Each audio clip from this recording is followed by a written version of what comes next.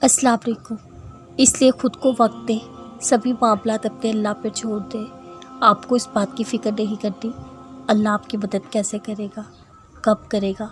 آپ کو بس اس کے بندے بن کر رہنا ہے۔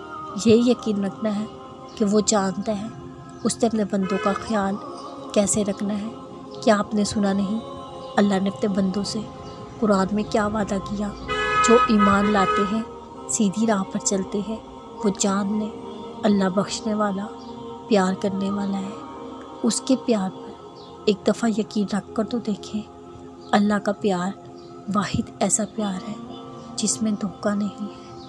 صبر سے شکر تک ہر کہانی کل کی محتاج ہے۔ آج جس دعا پر تم صبر کر رہے ہو، کل شکر بھی کرو گے۔ جلد یا دیر تمہاری بھی دعائیں رنگ لے آئیں گی، پر کچھ دعاؤں کی قبولیت کے راستے بڑے کٹھن دشوار ہوتے ہیں۔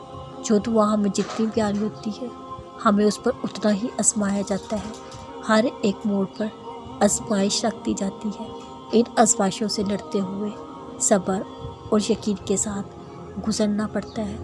کتنی بار انسان گرتا ہے، بکھرتا ہے، اس کا ضبط ٹوٹ جاتا ہے، پر آخرکار انسان اپنی من چاہی منزل تک پہنچ جاتا ہے، جہاں صرف ان کی صدائیں گونجتی ہیں۔ ہر منزل فیکون ہو جاتا ہے۔ ان رکاوٹوں سے گھبرا کر منزل سے مت ہار جانا، بلکہ اس آخری حد تک جانا جہاں اللہ تمہیں لے جا رہا ہے۔ جب بھی تک دعا کا خیال دل میں آئے، دل کو بتانا کہ من چاہے چیز حاصل کرنے کے لیے محنت تو کرنی پڑتی ہے۔ تمہیں بس صبر کر کے اپنی دعاؤں کا سلسلہ جاری رکھنا ہے۔ باقی رکاوٹوں کو دور کرنا تمہارے اللہ کے ذمے ہے۔ اور طویل انتظار کے بعد موت سے بھی بڑے کمال کے ہوتے ہیں۔ پھر ہر تھکن اتر جاتی ہے جب دعائیں قبول ہو کر ہمارے مقدر میں آتی ہے۔ دعاؤں کے معاملے بڑے نرالے ہوتے ہیں۔ وہ لوگ بھی کتنے خوش قسمت ہوتے ہیں جو کسی کی دعاؤں کا حصہ ہوتے ہیں۔ جو دعاؤں کا حصہ ہوتے ہیں وہ بلا دل سے کب اترتے ہیں۔ دل سے تو صرف وہی اترتے ہیں جن سے نصیب نہیں ملتے۔ اگر کچھ دل اور دعا میں شامل ہے تو مقدر میں بھی لازم ہوگا۔